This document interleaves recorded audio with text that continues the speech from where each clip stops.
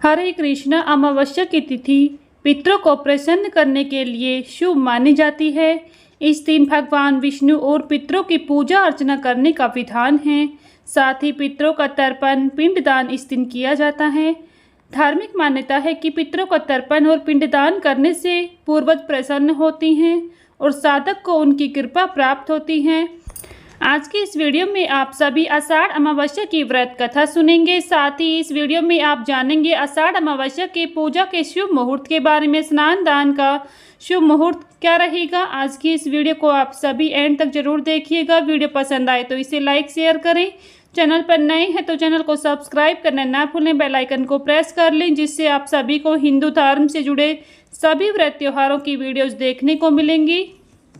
आषाढ़ अमावस्या के दिन गंगा स्नान करने के बाद भगवान विष्णु पितरों की पूजा अर्चना करें। साथ ही पितरों को तर्पण करें। इसके बाद कपड़े, धन, अन्न समेत आदि चीज़ों का दान करें। धार्मिक मान्यताओं के अनुसार आषाढ़ अमावस्या के दिन इन चीज़ों का दान करने से साधक को पितरों का आशीर्वाद प्राप्त होता है। साथ ही पूर्वजों को मोक्ष की प्राप्ति होती है। आइए जानते हैं इस दिन स्नान दान के शुभ मुहूर्त क्या रहेगा। आषाढ़ माह के कृष्ण पक्ष की अमावस्या तिथि की शुरुआत 24 जून को सुबह 6:59 से होगी। वहीं पर इस तिथि का समापन 25 जून को दोपहर 4 बजे होगा। उदय तिथि के अनुसार आषाढ़ अमावस्या 25 जून को मनाई जाएगी। इसी दिन स्नान दान किया जाएगा। इस दिन सूर्योदय होंगे सुबह 5:25 पर, सूर्यास्त होंगे शाम 7:23 पर, चंद्रमा अस्त होंगे शाम 7:42 पर।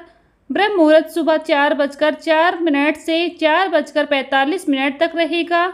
विजय मुहूर्त इस दिन दोपहर 2:47 से 3:39 तक रहेगा। इस दिन गोधूली मुहूर्त शाम 7:21 से 7:42 तक रहेगा। अमृत काल शाम 11:34 से 1:02 तक रहेगा।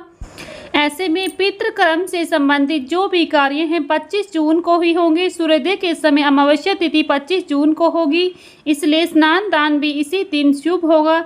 इस दिन वृद्धि योग, वेशी योग, गुरु आदित्य योग का शुभ संयोग बनेगा।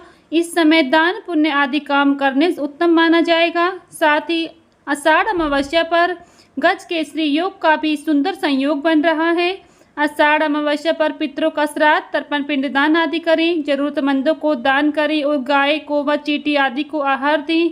इसके साथ ही ब्राह्मणों को दान करना भी पुण्यकारी माना जाता है। आषाढ़ अमावस्या के दिन तामसिक पदार्थों का सेवन नहीं करना चाहिए। पितरों की आत्मा को शांति नहीं मिलती है। इस दिन बाल काटने, नाखून काटने, झाड़ू आदि खरीदने से भी बचना चाहिए। आषाढ़ अमावस्या पर पितरों को प्रसन्न करने के लिए पितरों के निमित्त तर्पण, दान पुण्य का कार्य जरूर करना चाहिए।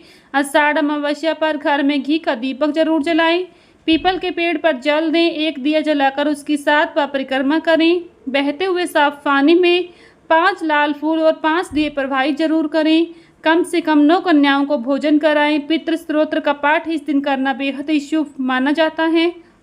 जो आषाढ़ अमावस्या के दिन अपने पितरों के निमित्त तर्पण और श्राद्ध करना चाहते हैं वे सुबह में स्नान कर लें। उसके बाद ही पितरों के लिए जल से तर्पण करें। कुछ काले तिल, सफ़ेद फूल और जल से पितरों के लिए तर्पण देना चाहिए। यदि आप अपने पितरों को प्रसन्न करने के लिए उनका श्राद्ध कर्म करना चाहते हैं तो आषाढ़ अमावस्या के दिन सुबह 11 बजे से लेकर दोपहर 2:30 के बीच कर सकते हैं। आइए अब सुनते हैं आषाढ़ अमावस्या की व्रत कथा। ये व्रत कथा सुनने मात्र से पितरों की आत्मा को शांति मिलती है। साथ ही आपके पितृदेव प्रसन्न होकर आपको ढेर सारा आशीर्वाद देते हैं। आषाढ़ अमावस्या के दिन ये व्रत कथा अवश्य ही सुननी या पढ़नी चाहिए, जिससे आपके पितृदेव प्रसन्न होंगे।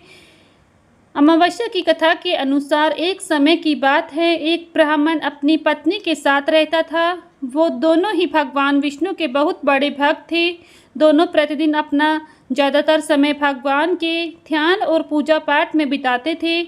ब्राह्मण का घर धन धान्य से भरा हुआ था, किंतु संतान न होने के कारण यह दंपति अत्यंत ही दुखी रहता था। एक दिन ब्राह्मण ने अपनी पत्नी से कहा कि मैं तपस्या करने के लिए वन में जा रहा हूँ। इसके बाद वह भगवान पर भरोसा और संतान की कामना लेकर वन में तपस्या करने के लिए चला गया। ब्राह्मण को कठोर तपस्या करते हुए कई वर्ष बीत गए, लेकिन उसे फल की प्राप्ति नहीं हुई। अंत में हार मानकर ब्राह्मण ने अपने जीवन को समाप्त करने का निर्णय लिया। अपने जीवन समाप्त करने के बारे में सोचकर उसने पेड़ की डाली पर फांसी का फंदा डाल दिया और अपने गले पर बांधने लगा। तभी वहाँ पर सुख अमावस्या प्रकट होकर बोली, हे ब्राह्मण, तुम्हारे भाग्य में 7 जन्म तक कोई संतान लिखी नहीं है, किंतु मैं तुम्हें 2 कन्या का वरदान देती हूँ। तुम अपनी एक कन्या का नाम अमावस्या रखना, दूसरी का नाम पूनम रख देना। तुम अपनी स्त्री से कहना कि वह 1 वर्ष तक सुख अमावस्या का व्रत रखे और अमावस्या के दिन 1 कटोरी चावल भरकर उस पर दक्षिणा रखकर दान कर दे। सुख अमावस्या की बातें सुनकर ब्राह्मण घर आया और ये पूरा वृतांत अपनी पत्नी को सुनाया। सुख अमावस्या के आदेश अनुसार ब्राह्मणी ने व्रत रखना आरंभ कर दिया। कुछ दिनों बाद ब्राह्मण के घर 2 कन्याओं ने जन्म लिया, जिसमें एक कन्या का नाम अमावस्या और दूसरी कन्या का नाम पूनम रखा गया। जब ब्राह्मण की दोनों बेटियां बड़ी हुईं तो ब्राह्मण ने उनका विवाह कर दिया। बड़ी बहन अमावस्या धार्मिक प्रवृत्ति की थी। वह काफ़ी समय भगवान की पूजा और धर्म कर्म में व्यतीत करती थी। इसके विपरीत पूनम भगवान को बिल्कुल भी नहीं मानती थी। बड़ी बहन अमावस्या के घर में सुख समृद्धि का भंडार था, पर छोटी बहन के घर में दरिद्रता छाई हुई थी। जब बड़ी बहन अमावस्या को अपनी छोटी बहन पूनम के बारे में पता चला तो वह बहुत दुखी हुई। तब अमावस्या अपनी बहन के लिए ढेर सारा सामान लेकर उससे मिलने गई।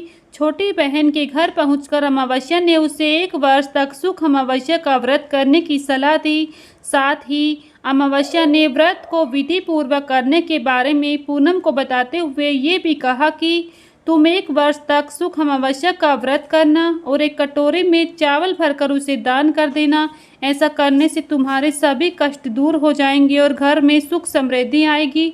पूनम ने अपनी बहन की बात को मानते हुए बिल्कुल ऐसा ही किया, जिसके बाद 1 साल के भीतर पूनम का घर धन धान्य से भर गया और उसके घर एक सुंदर बेटे ने जन्म लिया।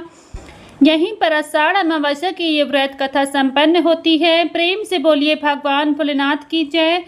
अगर आप सभी को हमारी ये व्रत कथा पसंद आई है तो प्लीज़ वीडियो को लाइक शेयर करें। चैनल पर नए हैं तो चैनल को सब्सक्राइब करना ना भूलें। बेल आइकन को प्रेस कर लें, जिससे आप सभी को हिंदू धर्म से जुड़े सभी व्रत त्योहारों की वीडियोस देखने को मिलेंगी। मिलती हूँ नेक्स्ट वीडियो में, तब तक के लिए सभी को हर हर महादेव, जय भोलेनाथ।